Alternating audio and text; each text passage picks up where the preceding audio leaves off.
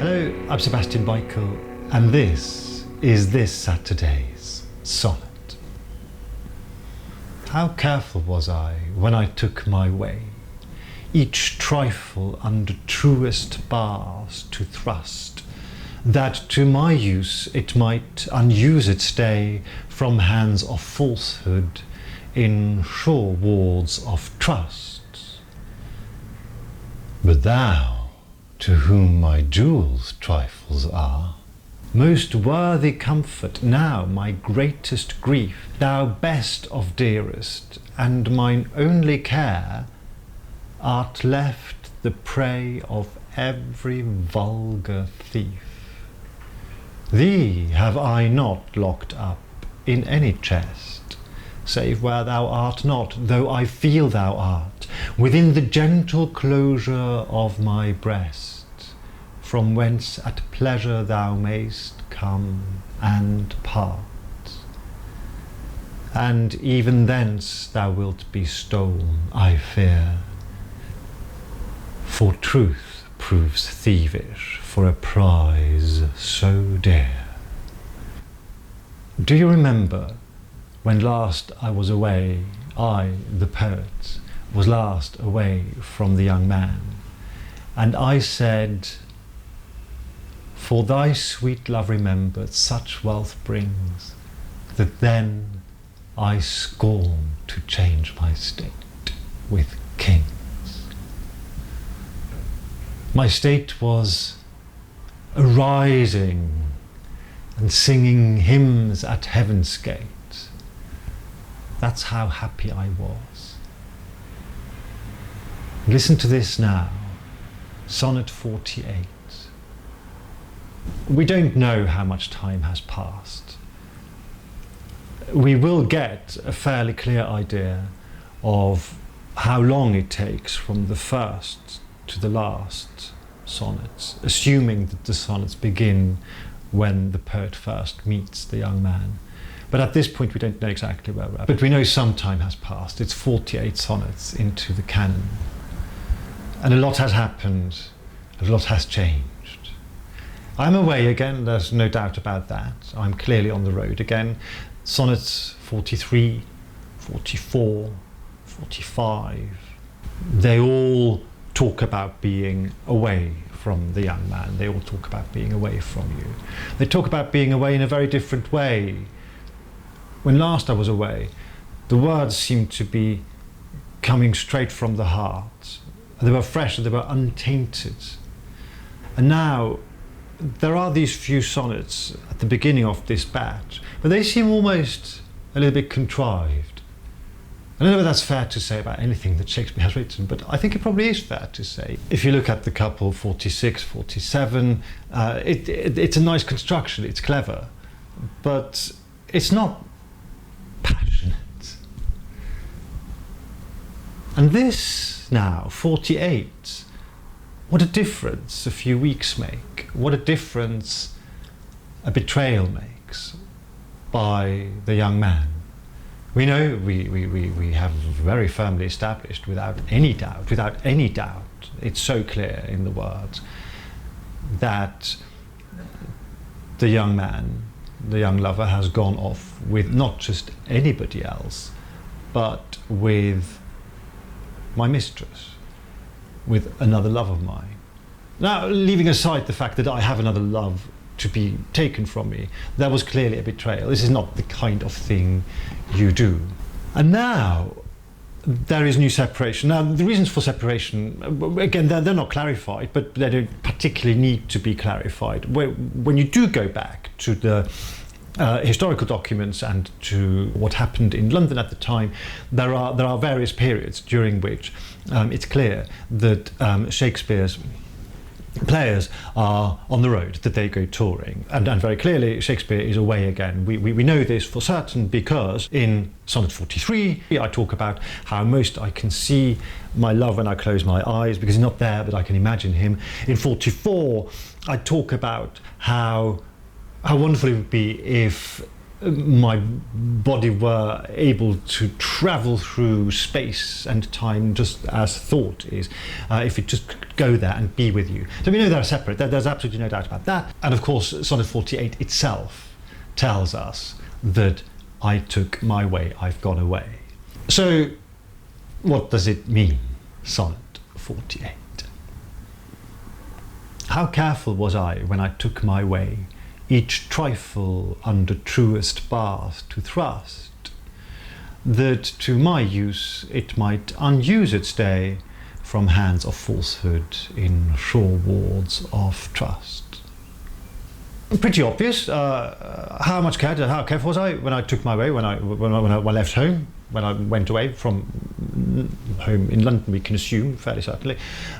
Each trifle, each little thing, each little bit, each little possession, trifling things, each trifle under truest bars to thrust, under steady, true, firm bars to trust, lock away safely, in some safe keeping, that to my use, so that for my use when I return, they would unuse its day, so nobody else can use them, or nobody else is taking them. From hands of falsehood, from thieving hands, false hands, hands who don't have any title to this, from thieves essentially, or people who help themselves to my stuff, in sure wards of trust. So these bars, this lock-up, this safe keeping is a sure ward of trust. How careful was I? In essence, I've been really careful with every little thing that I own. I made sure that it's locked away and safe while I'm away, so nobody else gets at it.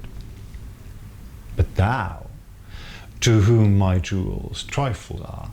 Now, a moment ago he talked about his own trifles. So even my jewels, assuming I have jewels, in other sonnets he tells us how poor he is, materially poor. And certainly at this point in his life, I don't think we can assume that Shakespeare is particularly rich. In fact, the opposite, he's probably quite poor actually still. So here we could probably assume that these jewels of which he speaks are not jewels he actually has, but they're probably hypothetical jewels, or maybe he has a few jewels, but probably not many.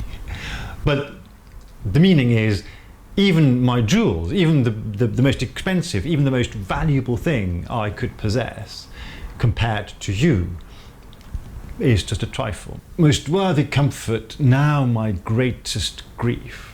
Most worthy comfort. Comfort here is a little bit difficult to be absolutely certain what it means, but we get the sense, don't we? You are my most cherished thing, the thing I get most comfort from, the most valuable, the dearest, the dearest thing to me. Now my greatest grief. Now my greatest grief in this moment and in this context particularly, because I have to worry about you, that you are being stolen from me.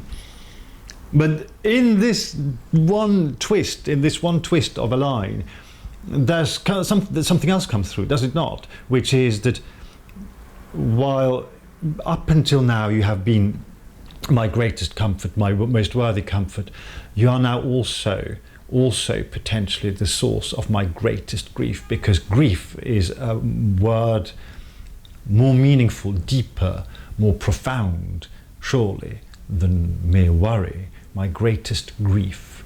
I think I would argue this is not evidenced, by the way, but I would argue that this is a deliberate choice on the poet's part, on Shakespeare's part, to make this quite a significant, quite a heavy line. My greatest grief. Because of what's happened. And we know what's happened. Previous episode. Thou best of dearest and mine only care, was obvious, art left the prey of every vulgar thief. Anyone can come and steal you. Any vulgar thief. Not as sophisticated, charming, suave, master criminal. A vulgar thief could take you. There's a bit of an insinuation, possibly, is there not, that says you could go off with just about anyone, any vulgar thief.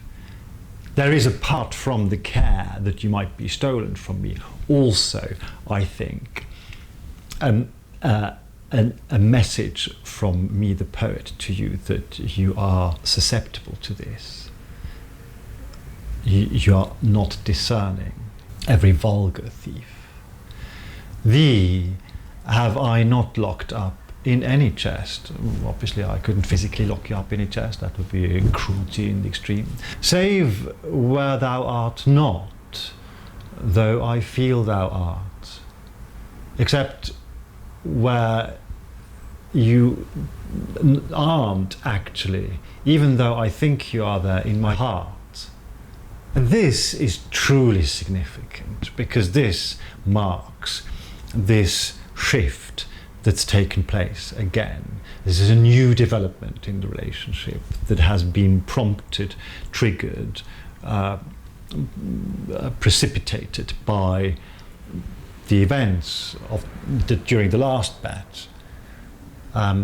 Now you are not actually in my heart, even though I feel you are, even though I would want you to be, even though I wish you were there, and I can feel you are there. I feel that you are in my heart. You're actually not really there. Within the gentle closure of my breast, save where thou art not, though I feel thou art, within the gentle closure of my breast, from whence at pleasure thou mayst come and part. You can just come and leave, you just come and go, like a cat. And even thence thou wilt be stolen, I fear, for truth proves thievish for a prize so dear. Even truth, even the most truthful thing, even truth itself, or truthful people, or true people, or somebody who is true, would become a thief, would be tempted to steal a prize so dear as you. There is a change that's happened. There's a cloud, there's a shadow. Well, we know of the cloud, we've had this, but the shadow lingers, it's not just gone away. And it's very sad, because from the first flush of love, from the exuberance and the joy and the sheer delight of being in love and having somebody so precious, now I have somebody whom I still feel the same about. I want to feel the same about you, but I know I can't. It's just not quite the same. It's not quite the same. The trust that I had, the blind trust almost, maybe the blinded by love trust. Maybe I had no reason to be trusting you. Maybe I had no reason to even believe that you loved me the way that I love you. But now I kind of know, and that's deeply painful. I don't know whether you've ever experienced this. I have. I relate to this very strongly. As you know, I love the sonnets. I would not be doing this podcast and video blog if I didn't absolutely love these sonnets. And one of the reasons I love these sonnets so much is because they speak to me today, and I am overwhelmed a little bit by the fact that poetry that somebody wrote over 400 years ago could be written by me today. Not could be written by me as in I would have the skill to write these 154 sonnets, but the emotion that they express, the journey that they go through, the ups and downs. And this is why I insist that there is a story, that there is a journey. That's why I cannot for a moment believe that they are random. This is also why I think that overall the sequence actually makes sense. It may not make perfect sense. I do not dismiss the idea entirely that maybe some of them have got jumbled up, but in essence the progression and the ups and downs and the curves in this story and the trials, tribulations, they make sense and they are very real. And now, after what's happened, after this casual betrayal, after this, we don't know how this happened. We don't know what prompted the young man to do what he did. We also don't know what the actual nature was of the relationship between Shakespeare and the mistress whom the young man took. What we do know is that the tone has really changed, the atmosphere in the room, and even when the room is empty of the lover, even that emptiness is now different. And this feeling of being in love with somebody, and you just know they're not in the same place. I know this very well, better than I would want to. You're in love with somebody, you love somebody, they make you feel good, they make you feel warm, you want to be with them. And they spend time with you, and they're lovely, and they're nice, and you have some great times together. You go out together, you spend the night together. But you know it's not the same for them. You know they're not in the same place. They're not bad people, they're not a bad person. It's not that they're evil or exploitative or anything. He's as lovely as you think he is. And that's what makes everything worse. What makes everything worse is that he's not a bad person. He does maybe even love you in his own little way, but the way in which he loves you is different, smaller. The quality of his love for you is very different to the love that you have for him. And he can do without you. And you, although you can objectively, if you have to, do without him, you feel like you can't. You want him to be there for you and with you much more than he needs you to be there for him. This is what's happened. And it's sad, and it's very moving and very touching. And that's why I'm going to read you one more sonnet today. I've done this before, so it's not the first time that I'll give you more than one sonnet on Saturday's Sonnet. This is not a pair, these two sonnets, they don't belong together. I'm not arguing that they belong together. But this last sonnet in this batch goes one step further. It's the epitome of a poor me sonnet, because it even uses the phrase poor me. And I don't think he says it in a facetious or in an ironic way.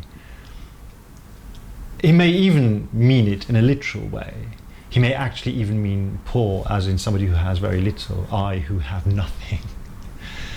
But remember, Shakespeare at this time is not a world famous author who stands for the invention of English as we know it today. He's just a man who wants to be a poet and who is an actor and who writes plays that people go to see, but they don't go to see them because of him particularly at this point. They go to see them because they're good plays, because it's a good company. Shakespeare is not, at this point in his life, an established figure. He has not got the recognition and the reputation that he craves. We know this. We know this from other historical evidence, but we know this from the sonnets themselves. We've heard this before, and we will hear it again. So he may well be referring to himself in this Sonnet 49 that I'm about to read for you as a poor man, as a poor me, in both a literal, material way, and poor me that I am actually unlovable. And that pierces your heart. He's either being melodramatic and slightly over the top, or he's in a moment of actual, real crisis.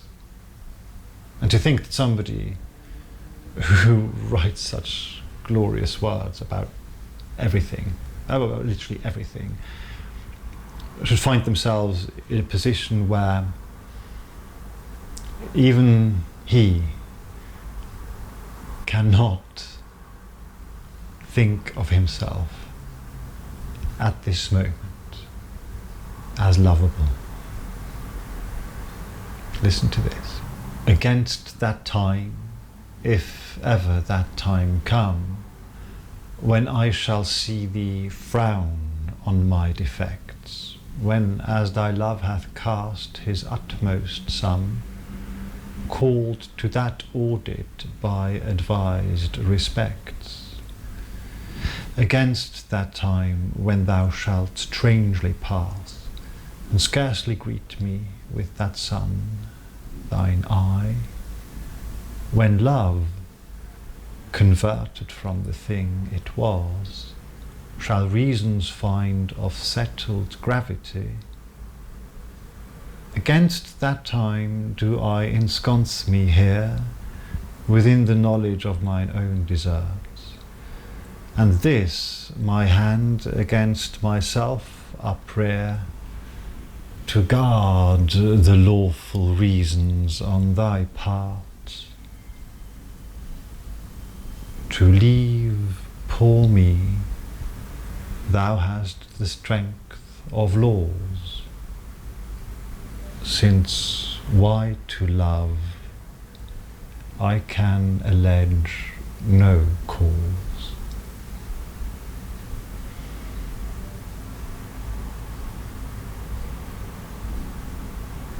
And on this sad, thoughtful, more than melancholy, this is more than melancholy, on this self-doubting and even to a degree dejected note, I shall leave you. But there are many, many more beautiful and more joyous and more complex sonnets to come. So remember, love is the power. And see you next week.